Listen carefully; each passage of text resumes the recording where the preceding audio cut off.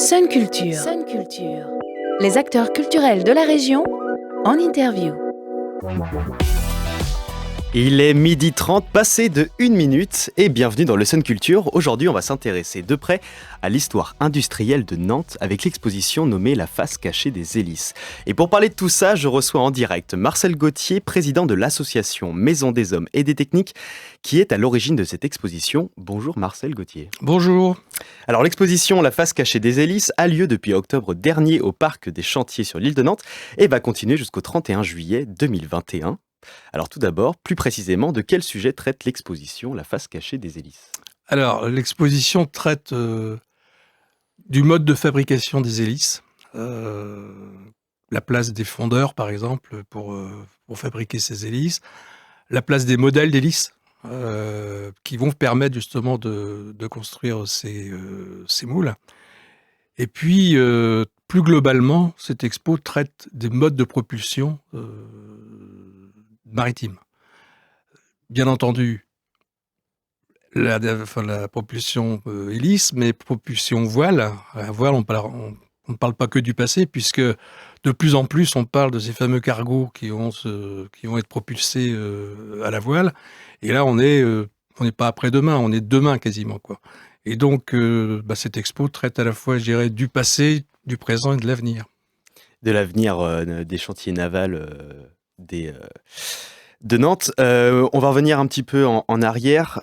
Cette exposition montre a un côté historique et justement, je voulais vous demander, est-ce que c'est à titre pédagogique, cette exposition-là ? Est-ce qu'elle a l'intérêt de faire découvrir ce monde elle a un rôle peu connu ? Elle a un rôle pédagogique puisque, en fait, elle est sous forme d'un circuit qui va montrer aux visiteurs l'origine, par quoi on commence quand on veut fabriquer une hélice, et par quoi ça passe et comment l'usine à la fin. Donc effectivement, il y a une vertu pédagogique. Oui. Et concrètement, qu'est-ce qu'on y voit dans cette exposition-là ? Quels sont les objets que vous avez réussi ? On voit des modèles de pales d'hélice qui sont tout en bois. Je disais donc, ce sont celles qui vont permettre de confectionner les moules. Alors, ces modèles ont une histoire. Ils étaient stockés sur ce qu'on appelle la halle 6 des ACB. Ils étaient soumises au puits, à l'appui, au vent, pardon. Et donc, nous avons fait le choix de récupérer un certain nombre de ces modèles d'hélices parce que on était convaincus que si on les laissait là où elles étaient, elles allaient disparaître, elles allaient se détruire. Certains même nous ont accusés parfois de vandalisme ou de vol. Mais si on ne l'avait pas fait, je pense qu'aucun modèle n'aurait été sauvé, sachant que pour le reste, ils sont stockés à la Moronnière.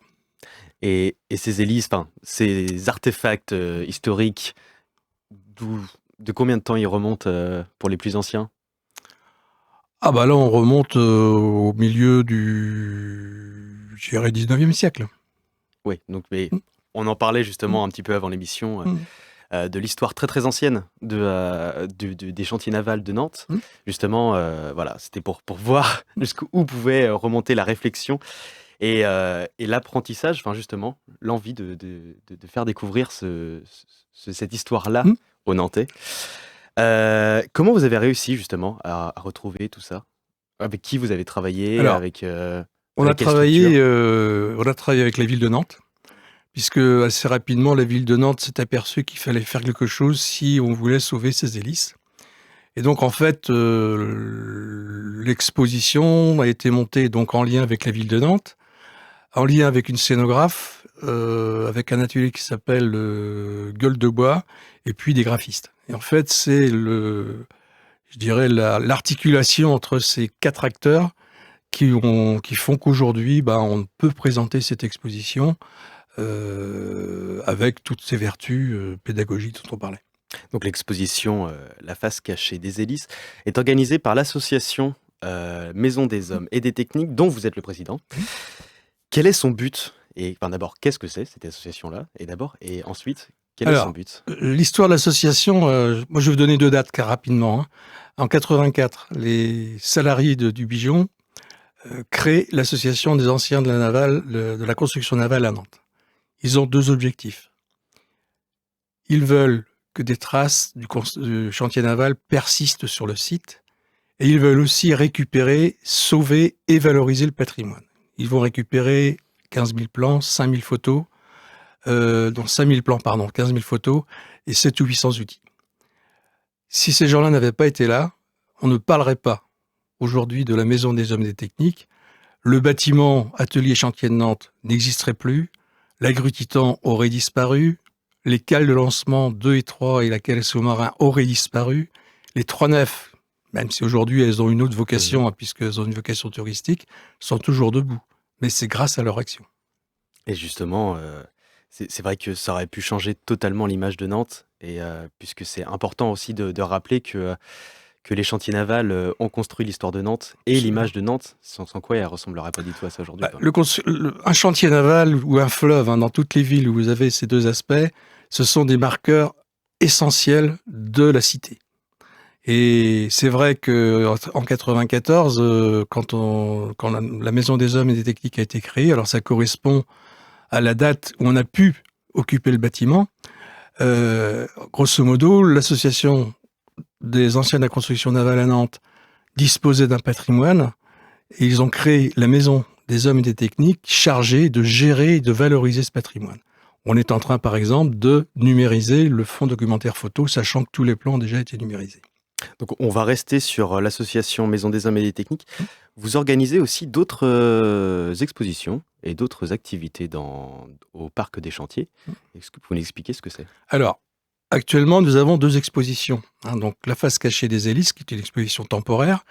Et puis, on a une exposition, clairement, là, sur le chantier naval. Ce sont des bateaux et des hommes, où là, on a à faire une exposition permanente avec des outils interactifs, avec des activités ludiques. Ça veut dire que si vous avez un môme de 11 ou 12 ou 13 ans, vous pouvez l'amener, vous allez voir, il va pas du tout s'embêter, il va pouvoir découvrir des choses, mais y compris pour les adultes.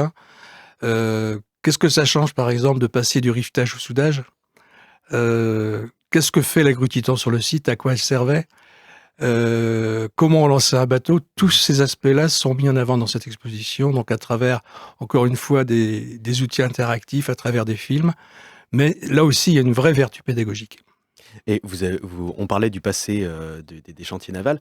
Vous apportez aussi une vraie réflexion par rapport à l'avenir de ces chantiers-là? Alors, avenir des chantiers, je ne sais pas, parce que bon, les chantiers sont fermés. Mais par contre, on se situe vraiment sur qu'est-ce qu'on devient demain. C'est-à-dire, quelle industrie aujourd'hui, quelle industrie demain. Je parlais tout à l'heure de la navigation, enfin de la propulsion à voile. C'est un exemple très concret de comment on va se déplacer demain sur les océans. Et quand je dis demain, c'est demain, c'est plus après-demain, quoi. Donc pour nous, c'est important de nous situer dans cette logique de, bien entendu, on est sur le passé parce que la construction navale, c'est bien notre cœur d'activité pour tout ce que je viens d'expliquer. Mais il nous paraît essentiel aussi de valoriser les femmes, les hommes qui travaillent aujourd'hui et demain dans d'autres secteurs industriels, mais y compris, on pense pouvoir aller jusqu'à ce qui se passe dans le tertiaire. Parce que là aussi, on a affaire à des femmes et des hommes qui peuvent être très fiers de leur métier. Et donc, ça nous paraît très important de les valoriser. Et un deuxième objectif, peut-être, est-ce que ce genre d'activité de votre association répond à un véritable problème de connaissance des Nantais par rapport à leur passé?